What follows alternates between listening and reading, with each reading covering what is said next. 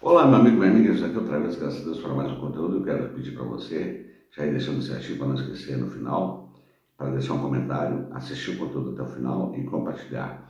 E me ajuda a chegar às 3.000 horas, tá certo?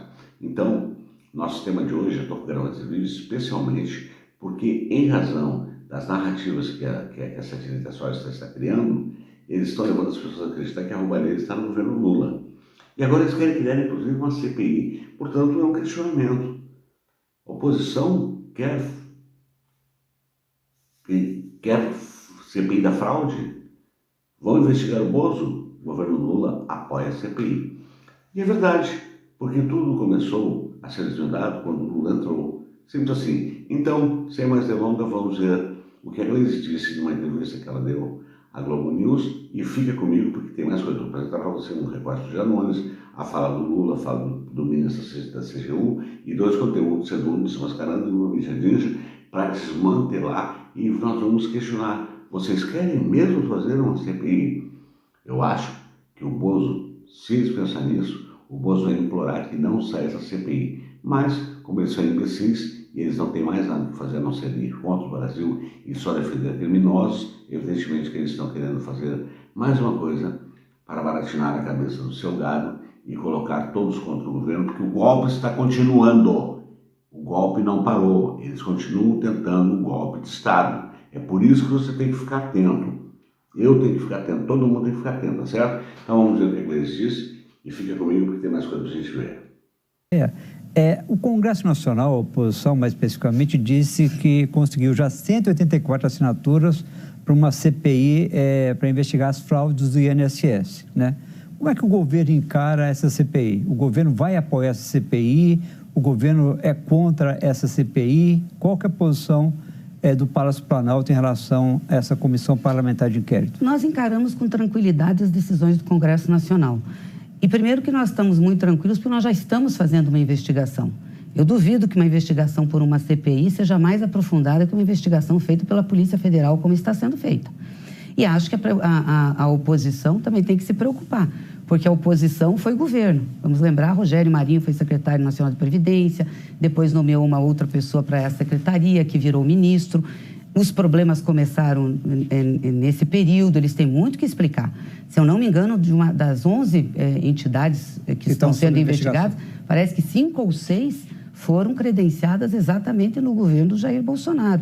Então, nós não temos problema nenhum com investigação. Aliás, porque nós estamos fazendo a investigação e queremos que ela aprofunde. Ou seja, se a oposição quiser explorar politicamente a CPI, ela pode acabar sendo alvo também do processo? Porque a oposição era governo e os problemas começaram exatamente no governo deles. Então, eles têm muitas explicações para dar ao Brasil. Aí está. Do que o governo vai ter medo? Se foi o governo que começou a investigação, se foi o Lula que, quando chegou no governo, disse que era para fazer uma varredura total, inclusive, se preciso fosse sangrar na carne. Tanto é verdade que um agente da PF já foi afastado porque foi encontrado com ele $200 mil em casa, equivalente a mais de R$1 milhão, e esse cara estava facilitando a passagem dos sem-vergonhas que estavam roubando. Simples assim. Então agora vamos ver a fala dos Janones para ver se eles querem realmente fazer essa CPI. Então assiste e fica comigo, porque depois vamos ter o Lula e o ministro da AGU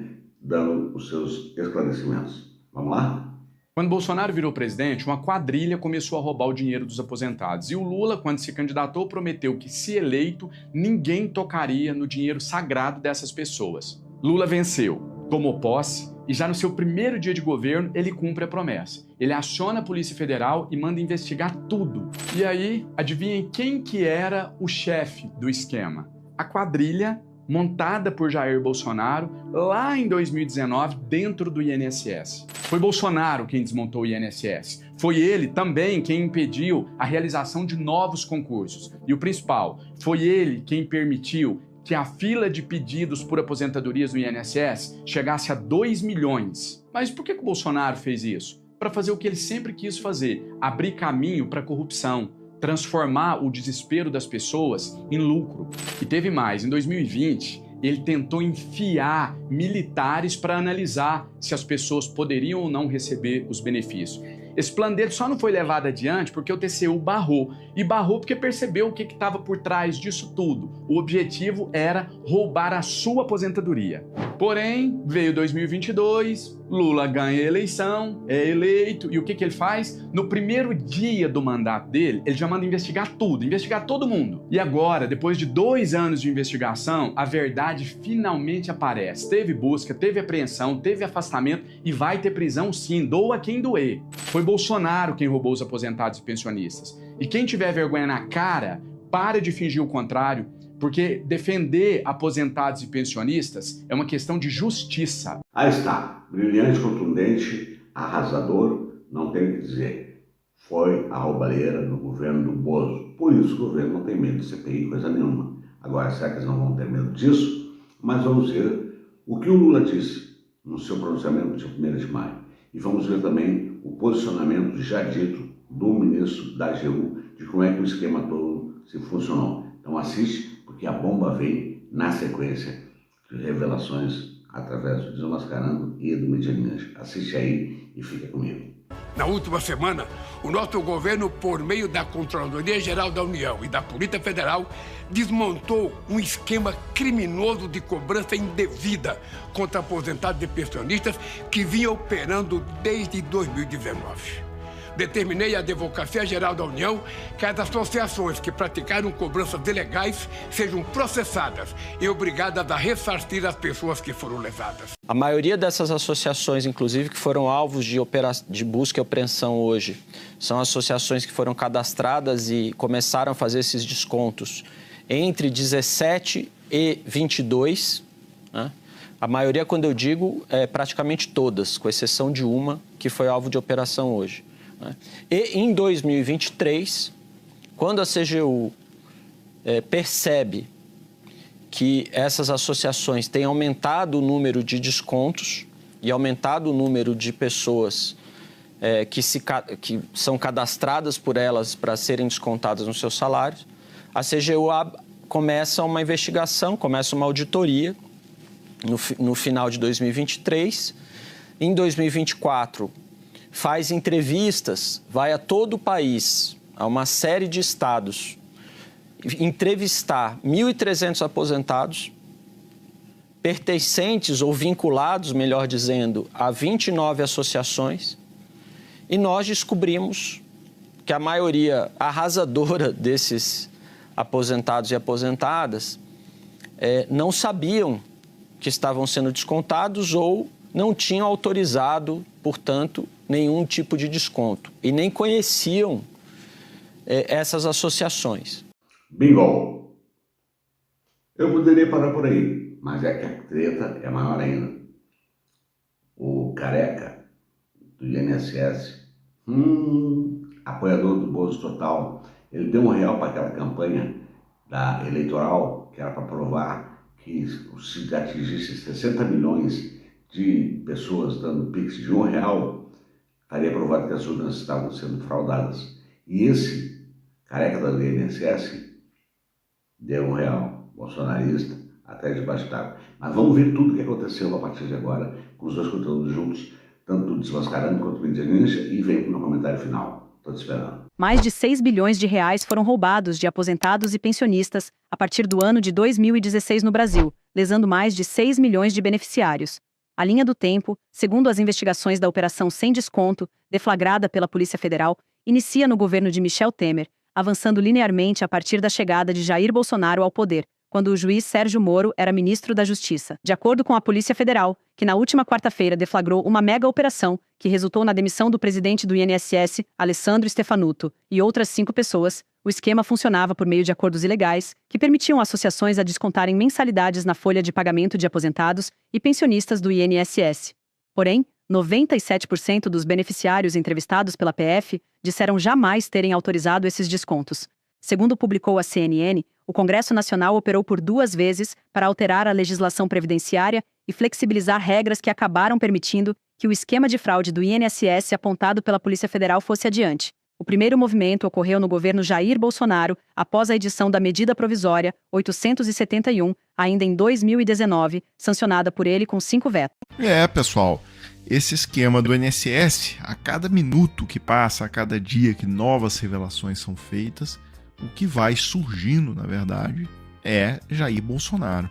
Hoje, uma série de descobertas, revelações feitas pela PF. Esse que, inclusive, que está na tela é o tal do careca do INSS, personagem que nós conhecemos hoje, Antônio Carlos Camilo Antunes. Ele é um cara que operava de fora do INSS, mas como o intermediário que fazia a transição. Ou seja, ele pegava esse dinheiro recebido indevidamente pelas entidades e repassava para alguns agentes que trabalhavam dentro do INSS. A matéria, inclusive, mostra que o que chamou a atenção da PF foram os carros que estão no nome desse cidadão, ou seja, Porsche Taycan 2022, Porsche Macan 2022, Porsche Taycan 2021, BMW Z4, BMW 330, enfim, uma série de Porsche 911. Então a polícia foi em cima e descobriu ali que ele tinha ligação e que no total esse sujeito movimentou recentemente mais de 53 milhões de reais, tá?